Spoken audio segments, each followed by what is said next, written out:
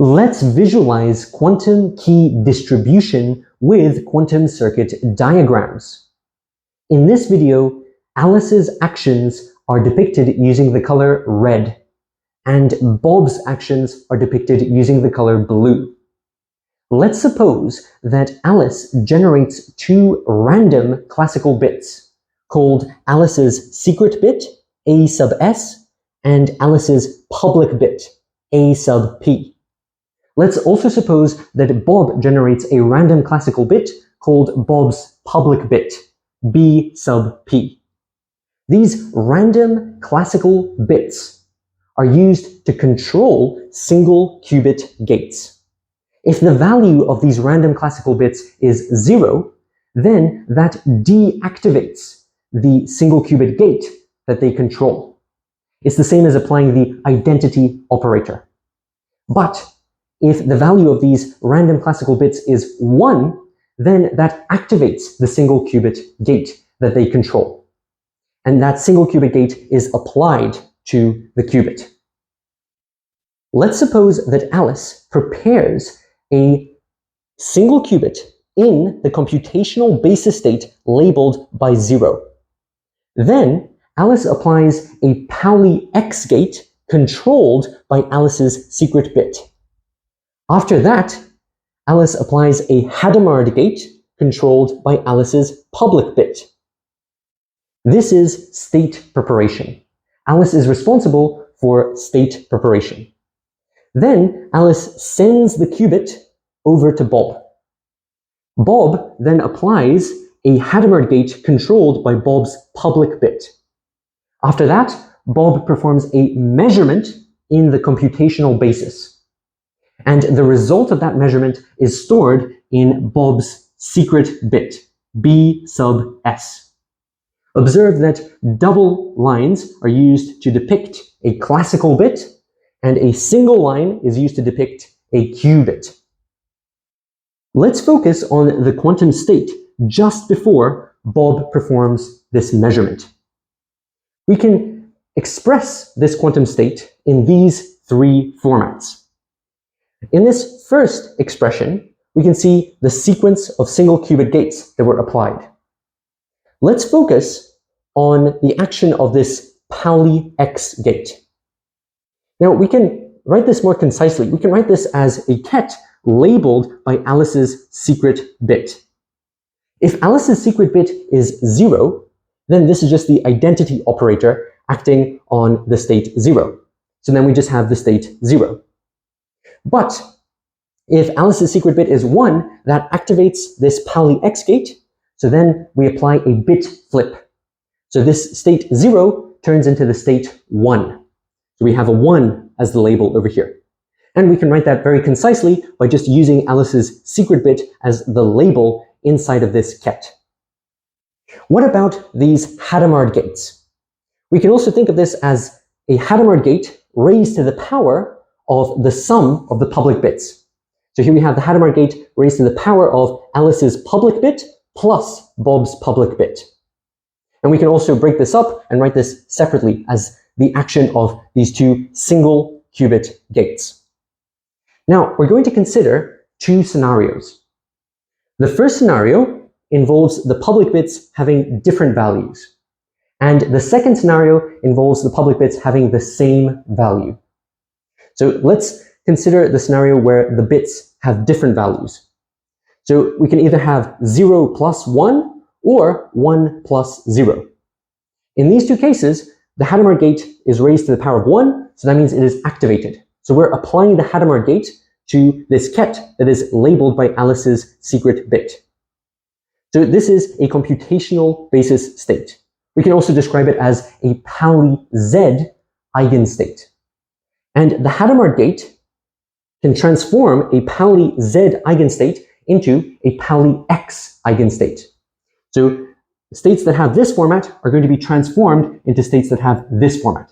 So this state in blue, that is a Pauli X eigenstate.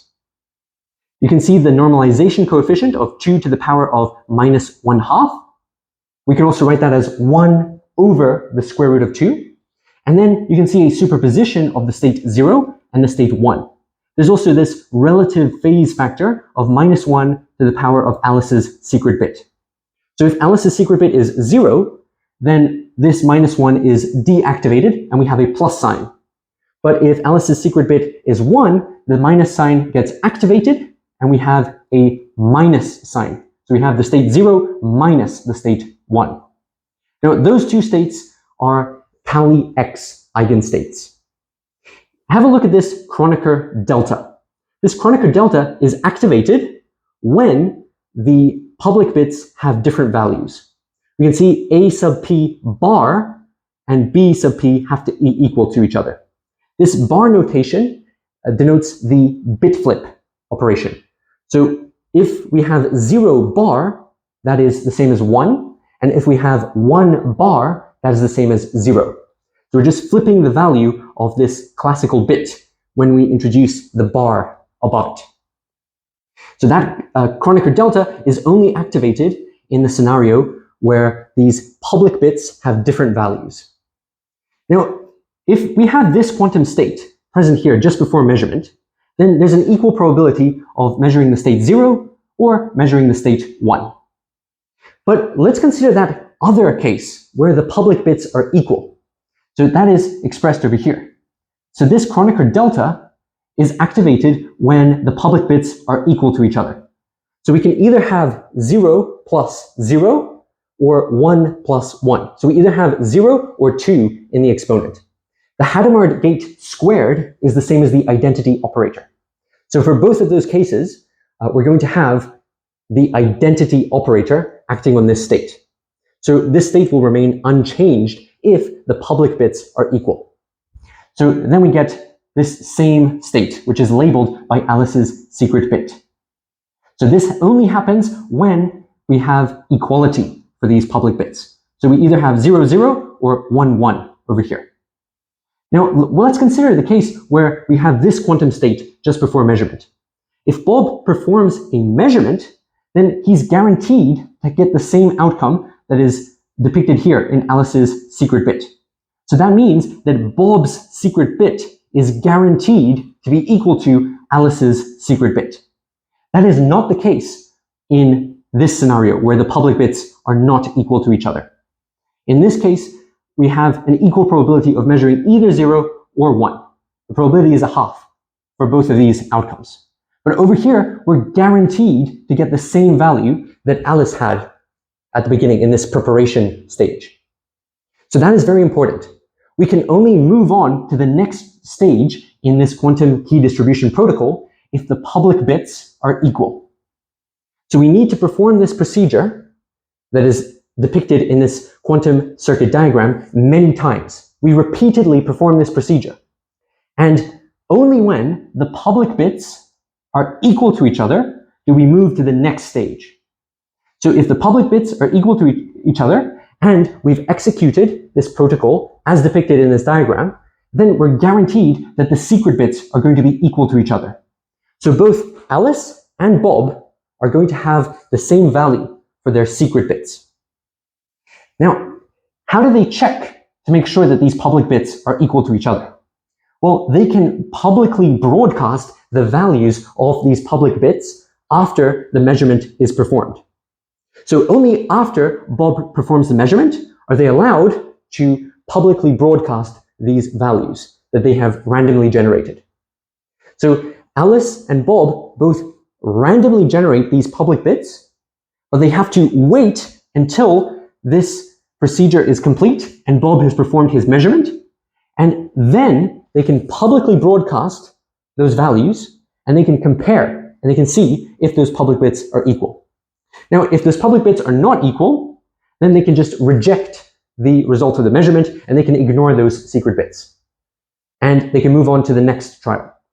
But if the public bits are equal, then they can move on to the next stage and they can make a random decision as to whether to perform a checking procedure or to add the secret values to a shared key. Now, why do we need to do this checking procedure? We need to have a way of verifying that this protocol has been performed correctly. So in this stage over here, where the qubit is being sent from Alice to Bob, there might be an eavesdropper. And even if there's not an eavesdropper, there might just be noise. We might have other things happening to this qubit. So this qubit might be getting acted on by other single qubit gates. And that will change the quantum state that appears here before measurement.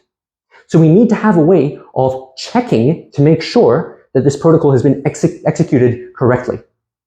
So how can we do that? We can take the secret bits and we can publicly broadcast them. So we can publicly broadcast those secret bits, and then Alice and Bob can compare the values. And if they are equal, that means that they have evidence that the protocol has been executed correctly. Now, a single trial is not sufficient evidence. What they need to do is many trials. So they need to implement this procedure that is depicted in the quantum circuit diagram many times. And then if they perform many checks and they keep getting the secret bits are equal to each other when the public bits are equal, that is strong evidence that this procedure has been implemented correctly. But if they keep getting errors, and if this error rate is sufficiently high, then they can terminate the protocol because this channel that the qubit is being sent through is compromised. So either it's too noisy and they can't execute this protocol correctly, or there's an eavesdropper that is actively doing something to the qubit and changing the quantum state before Bob performs the measurement. Now, what if instead of checking, they randomly choose to add these secret bits to the key? This is a way of constructing a shared random secret key. So if this procedure is repeatedly performed, Alice and Bob have a way of randomly generating bits. So they both have a random string of bits that they agree on. Now that is a very amazing result of this protocol. So that is why this is called quantum key distribution. And this specific type of protocol that we've just described is called a prepare and measure protocol. And you can see that we just need to use single qubits, and we need to perform this procedure repeatedly. Now, let's switch to a different type of protocol, which is called an entanglement-based protocol. This entanglement-based protocol, which is depicted in this quantum circuit diagram, involves pairs of qubits, which are prepared in EPR pairs. So EPR pairs are Einstein-Podolsky-Rosen pairs. We can also describe them as Bell states. Now, this green portion of the quantum circuit diagram describes state preparation. So again, we have to initialize the qubits in the computational basis state labeled by 0. So here we have the state 0, and over here we have the state 0. Then we're going to apply Pauli X gates, which are controlled by these classical bits, zeta and xi. Now these classical bits, zeta and xi, they are going to specify which Bell state we are dealing with. So we don't have to randomly generate these bits. Instead, we can decide on the values, and then we can fix them in this quantum circuit diagram. So if both zeta and xi are equal to 0, then we don't apply any Pauli X gates, and we're just dealing with the state 0, 0. But if we switch them both to 1, then we're going to have the state 1, 1 at this stage after the Pauli X gates are applied. And we can also get 0, 1 and 1, 0 states over here. So this allows us to prepare all 4 of the 2-qubit computational basis states. After that, we can see a Hadamard gate is applied to this top qubit, and then we have a controlled NOT gate. And the top qubit is acting as the control qubit, and the bottom qubit is acting as the target qubit. Now, before the Hadamard gate, we are dealing with 2-qubit computational basis states. So we either have 0, 0, 0, 1, 1, 0, or 1, 1. And after we get through this stage, we are now dealing with Bell states, or Einstein-Podolsky-Rosen pairs. So that is the end of this state preparation procedure. So now we have an entangled pair of qubits. And this top qubit is going to be sent over to Alice. And this bottom qubit is going to be sent over to Bob. And now Alice and Bob, they can randomly generate their classical bits, A sub p and B sub p. So this is Alice's public bit and Bob's public bit. So this is very similar to what Bob was doing in the prepare and measure protocol. But now Alice is also performing this procedure. So they can apply Hadamard gates, which are controlled by their public bits, before they perform a measurement in the computational basis. And then the results of these measurements are stored in the secret bits. So Alice has her secret bit and Bob has his secret bit. And again, you can see these double lines. They are depicting classical bits. But these full lines, or these single lines, they're depicting qubits. Now, in this stage of the quantum circuit diagram, we are depicting the action of sending those qubits. We're distributing this pair of qubits. So we have a preparation procedure, and then we have these two participants, Alice and Bob. And somewhere in this stage over here, there could be an eavesdropper, or it could just be environmental noise that is interacting with these qubits and causing some problems. So we need to have a way of detecting eavesdroppers or any sort of gates that are being applied to these bell states. We need to make sure that when we prepare a bell state, that Alice and Bob are still going to get that bell state before they apply these Hadamard gates. So that is very important, and we'll see how different techniques of how to do that a little bit later. So what's really important is that we have this way of visualizing entanglement-based quantum key distribution. So this is state preparation, where we prepare a bell state, and then over here we distribute one of the qubits to Alice and the other qubit to Bob, and then Alice and Bob can apply Hadamard gates, which are controlled by these public bits, which were randomly generated, and then they can perform measurements in the computational basis, and they can store the results of those measurements in their secret bits. Let's focus on the quantum state just before this measurement procedure. So just like we looked at the quantum state up here, that was right before Bob performs his measurement, now we're going to look at the quantum state at this stage in the quantum circuit diagram. We can write it very concisely in this format. So this ket, which is labeled by beta sub zeta xi, is notation for one of these bell states that is specified by the classical bits zeta and xi. And then we have this combination of operators that is acting on this bell state. So on the left, we can see Alice's Hadamard gate, which is controlled by Alice's public bit. And then we have a tensor product symbol. And then we have the Hadamard gate that is controlled by Bob's public bit. So this part over here is depicted in the top part of this diagram, and this part on the right that is depicted in this bottom part of the diagram. So by convention, the top qubit is shown on the left, that is Alice's qubit, and this bottom qubit is shown on the right, that is Bob's qubit. So these are operators that are acting on Alice's and Bob's qubits respectively. Now, this is a general way of describing the quantum state just before measurement. We can consider 4 cases. So previously we looked at these 2 cases, but now we have to be a little more precise. We have to look at 4 separate cases, and these 4 cases are specified by the values of the public bits. So let's look at what happens in these 4 cases. So first we're going to consider what happens when the public bits are equal. Now, if both of the public bits are equal to 0, that implies that Alice's secret bit is equal to Bob's secret bit XORed with the value of xi. And if Alice's public bit and Bob's public bit are both equal to 1, that implies that Alice's secret bit is equal to Bob's secret bit XORed with the value of zeta. So it's really important that we focus on this XOR operation, because this is something that was not present in the prepare and measure protocol that only uses single qubits. Over here, we just had this simple relationship where if the public bits are equal, then we're guaranteed that the secret bits are equal, assuming that there's no eavesdropper. But now we have this XOR operation. So we might have to perform a flip.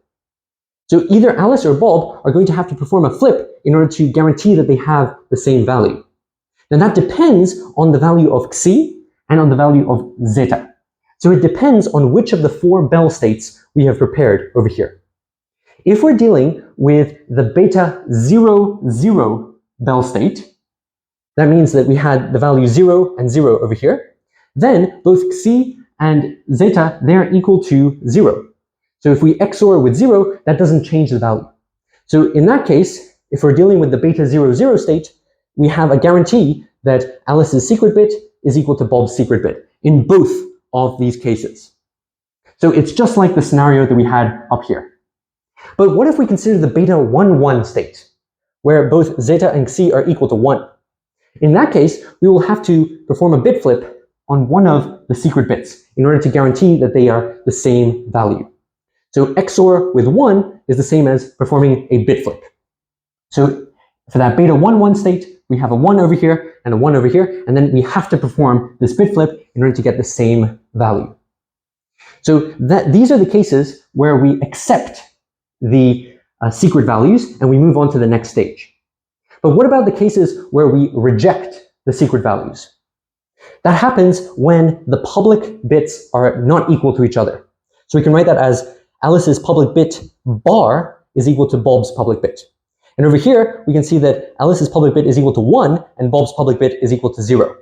And in this case over here, we have Alice's public bit is equal to 0 and then Bob's public bit is equal to 1.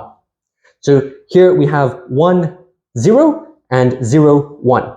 In these two cases, we are going to reject the results of those secret values, or reject the results of those measurements, and we're going to ignore those secret values. So we're only going to move on to the next stage if the public bits are equal to each other. Now, in the next video, we're going to explore this notation for the Bell states. And we're going to see what happens when these Hadamard gates are applied to Alice's qubit and Bob's qubit. And we're going to provide an explanation as to why we have these relationships present over here. And we're going to have a look at another way of performing eavesdropper detection, which uses the Clauser-Horn-Shimony-Holt inequality. Now, in the way that we described in this video, you can simply publicly broadcast the values of those secret bits and then compare and check for equality. So if you follow all the steps of the procedure and you get to this stage, instead of adding those secret bits to the shared secret key, you can publicly broadcast them and then use that as a way to check whether the procedure has worked properly. So it's a way of checking for eavesdroppers. We can call this eavesdropper detection. But in the next video, we will explore another way, which is related to Bell's theorem.